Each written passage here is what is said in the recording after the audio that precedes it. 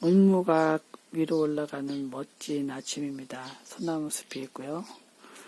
마치 산수와 풍경화에 나올 만한 그런 장면들이죠. 바로 저희 뒷산입니다. 새소리도 아름다운데요. 비가 오고 나면 이런 멋진 장면이 연출되지만 정원사에게는 고민이 있습니다. 비를 직접 맞으면 좋아하지 않는 식물들이 있기 때문이죠. 그래도 애초부터 초마밑이나 아니면 실내에서 기르기도 하지만 여의치 않은 경우도 많습니다. 이렇게 다알리아들은 직접 비 맞는 걸 굉장히 좋아해요. 바질도 마찬가지고 토마토도 마찬가지예요. 하지만 여기 이렇게 비를 피하고 계신 분들은 비를 직접 맞는 걸 그다지 좋아하지 않아요. 뿌리에 젖는 건 괜찮지만 오랫동안 특히 잎에나 꽃이 맞으면 못 쓰게 돼버리죠. 후쿠시아가 이렇게 물을 싫어하는지 몰랐어요. 모르고 이틀 동안이나 비를 맞췄더니 자세히 보세요. 잎에 줄기에 목질화된 줄기에 곰팡이가 들었어요. 부디 오늘 반짝 햇빛이 나서 무사히 다시 건강을 회복하길 바래요. 아유, 정원사도 이러면서 배우는데요. 너무 끊임없이 공부할 식물이 많습니다. 제라늄은 다행히 이렇게 피진시켰고요. 삽목한 제라늄들입니다. 양귀비도 그다지 비를 좋아하지 않아서 피해놨어요. 아예 저렇게 실내에다가 피진을 시켜서 키우는 경우는 별 문제가 되지 않아요. 하지만 실내나 처마 끝이 아닌 곳에 이렇게 다육이들도 처마 끝에서 비를 어느 정도 피할 수 있기 때문에 괜찮은데요. 미안하지만 제가 다육이들을 잘 돌보질 않아서 다육이 상태가 안 좋습니다. 이런 아이들은 비를 상당히 좋아해요. 수국들도 말 그대로 물을 좋아하는 식물이다 보니까 비 오는 것을 좋아하고요. 비가 오니까 이렇게 예쁘게 꽃도 피웠죠. 참 모양도 특이하고 아름답죠. 짜잔. 아우, 부러우실 겁니다. 정말 아름다운 수국이죠. 이렇게 새로 나오는 또 다른 모양의 수국이 있습니다. 저희 집에 여러 종류의 수국을 기르고 있어요. 차이니스 랜턴도 비를 맞으니까 무척 생기 있어 보여요. 예쁘죠? 백합도 비를 맞아서 잘 피어나고 있는데요. 로벨리아도 비를 썩 싫어하지는 않는 것 같아요. 우리나라의 고유종은 숫잔대라고 해서 진입성으로 자라는데 이렇게 외국 종들은 늘어져서 거리 보는데도 많이 활용합니다. 당근꽃처럼 생긴 레이스 플라워가 비를 맞아서 축 처져 있네요. 이따 비가 그쳤으니까 해가 뜨면 좀 물이 마르면서 레이스 플라워가 원래 모양을 회복하길 바랍니다. 가장 처참한 곳입니다. 가장 처참한 곳은 바로 버니테일이에요.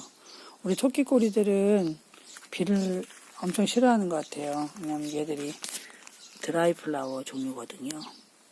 그래서 아이고 다 쓰러졌네요. 그렇게 많이 쓰러진 이유 중에 하나가 잘 보세요. 잎 뒤에 이렇게 보시면 물기가 뚜루루 흐르죠. 이렇게 솜털이 많이 나 있어서 물을 많이 먹어요. 그런데다가 이삭도 물을 먹을 수 있고 그러다 보니 비에 이렇게 완전 초토화되었습니다. 오늘 일어서면 얼른 잘라서 다 드라이를 해야겠어요. 신기하게 생겼죠? 천년초예요. 통통하게 살이 올랐는데 천년초는 가뭄과 또 비에도 강한 것 같아요. 어쨌든 잘 자라고 잘 살아 있습니다. 저희 집에 있는 백합이 무척 여러 종류인데 대부분 키가 큰 이런 자이언트 쪽이 많아요. 와우, 제 키보다 더 큽니다. 거의 2m에 가까운 이 자이언트 백합이 피면 정말 멋지겠죠.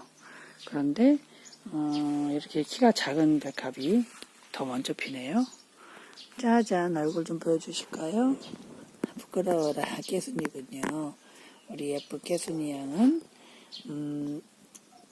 아래로 이렇게 늘어뜨려지는 그런 백합의 한 종류입니다. 클레마티스 새로운 종이 꽃이 피었어요. 잘 보시면 보라색이 보이시죠? 저 종류는 이름을 제가 정확히 모르겠네요. 키가 굉장히 크게 자라는 종이에요. 밑에는 꽃이 피지 않고 위에만 피어서 저렇게 한 곳에서 세 식구가 살고 있습니다.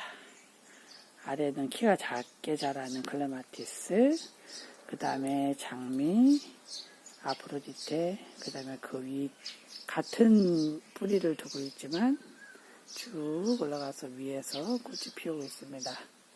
이렇게 식물의 그 습성은 비슷하더라도 키가 다르게 자라는 걸 이용하면 공간을 데코하는 데 도움이 됩니다.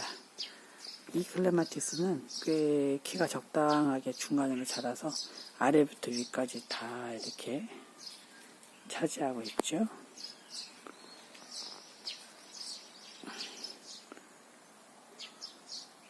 보세요. 자, 독일 장미가 잘 어울려서 자라는데요. 클레마티스들은 비를 좋아하는 편이에요. 물도 좋아하고 거름도 좋아하고. 저희 집 백합 보세요. 이게 다 피면 얼마나 멋지겠어요. 그렇지만 물을 가장 좋아하는 녀석은 저 멀리 보이는 바로 저 파초입니다. 세상에 이틀 만에 새 잎이 쭉 나왔어요. 멋지죠? 비를 정말 좋아해요. 이 파초가 이렇게 한꺼번에 어느 날 갑자기 잎을 내는 특성 때문에 과거 선비들이 사랑방 앞에 놓고서 사랑채 앞에 놓고 심었습니다. 심어서 길렀습니다. 마치 학문이 이토록 눈에 보이지 않는 것 같지만 어느 날 때가 만나서 확 전진해서 피어나기 바라는 의미로 그렇게 파초를 앞뒤로 길렀습니다. 이국적이기는 또 하고요. 이 파초 잎은 고대 조선시대 때 그림에도 많이 나와요. 정조임금님도 파초를 많이 즐겨 그렸습니다.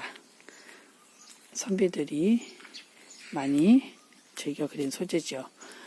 보고서 바나나 잎인 줄 착각하신 분 있는데요. 이 파초입니다. 그리고 물에 사는 얘들은 숫잔대예요. 로벨리아처럼 생겼습니다. 이게 직립성 로벨리아라고 하죠. 아까 보신 이게 행행용 늘어지는 로벨리아인데요. 우리나라의 숫잔대는 이렇게 생겨서 좀 물가나 습지를 좋아하고요. 이렇게 직립성으로 자랍니다. 좀 있으면 얘들도 꽃이 필 건데 좀 가을에 피는 경향이 있어요. 여름부터 가을까지 아주 예쁜 숫잔대입니다. 그대로 볼 수 있죠. 이렇게 창포와 부처꽃, 숫잔대 같은 아이들은 물을 좋아해서 오늘 비가 오는 날을 무척 즐기고 있는 것 같습니다.